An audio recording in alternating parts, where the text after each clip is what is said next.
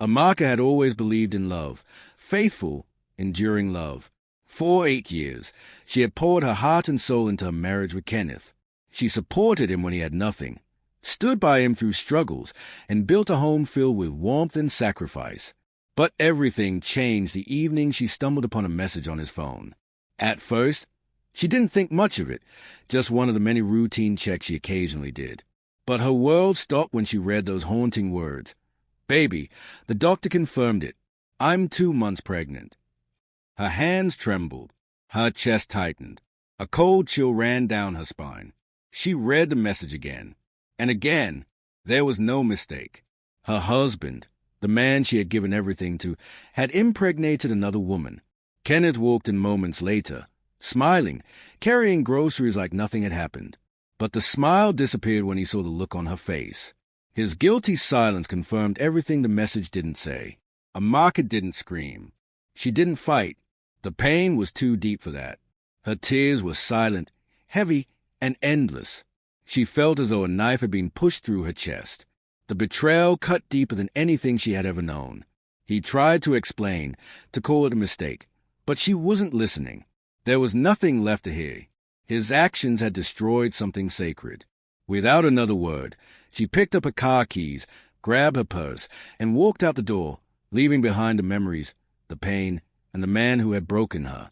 And as Kenneth sank to his knees, drowning in regret, Amaka drove into the night with her heart in pieces, unsure where she was going, only certain she couldn't go back. Amaka didn't return that night, or the night after. She found shelter with her cousin, Ada, who welcomed her with open arms and no questions. 4 days, Amaka barely spoke. The pain had numbed her, but in the silence, something inside her began to awaken. A quiet fire, a voice that whispered, "You are not broken. You were betrayed, not defeated." She enrolled in a business course she had always dreamed of. Painfully, piece by piece, she began to rebuild. Each day brought a little more strength, a little less sorrow.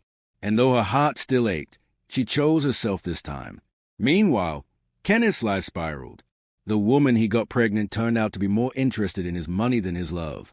She drained him emotionally, financially, and eventually left him for someone else. He reached out to Amaka several times, texts, calls, even flowers, but she never responded. His voice no longer had power over her. 6 months later, Amaka stood in front of a small crowd, cutting the ribbon to her new boutique.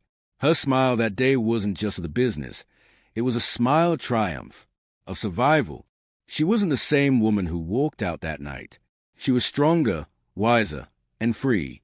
Because sometimes, heartbreak is a fire that forges the strongest steel. A year had passed since Amaka walked away from her broken marriage. She had rebuilt her life from the ground up, found strength in her pain, success in her passion, and peace in her solitude.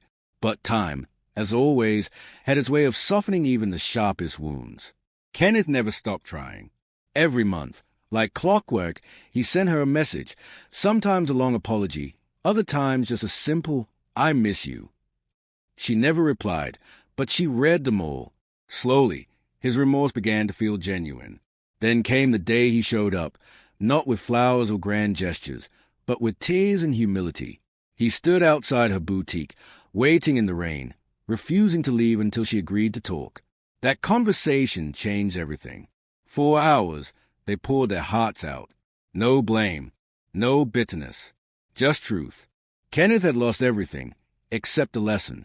He didn't ask her to come back. He asked for a chance to be her friend again. And that Amaka gave. Weeks turned into months. They spent more time together, and the old rhythm returned. But Amaka carried a secret, a life growing within her, not Kenneth's, but from a man she had briefly dated during her healing season. She hadn't planned for it, but when she found out she was pregnant, she felt peace. This child was not a mistake. It was part of her journey. The day she told Kenneth, silence filled the room.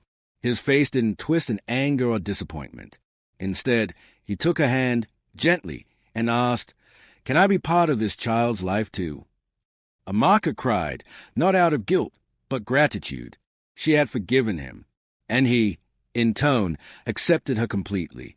They married again, quietly, this time. No guests, No grand celebration. Just two people who had lost each other, found themselves, and chose to love again, with a child on the way and a future built not on perfection, but on grace. Because sometimes love is not about where you start, but how you choose to begin again.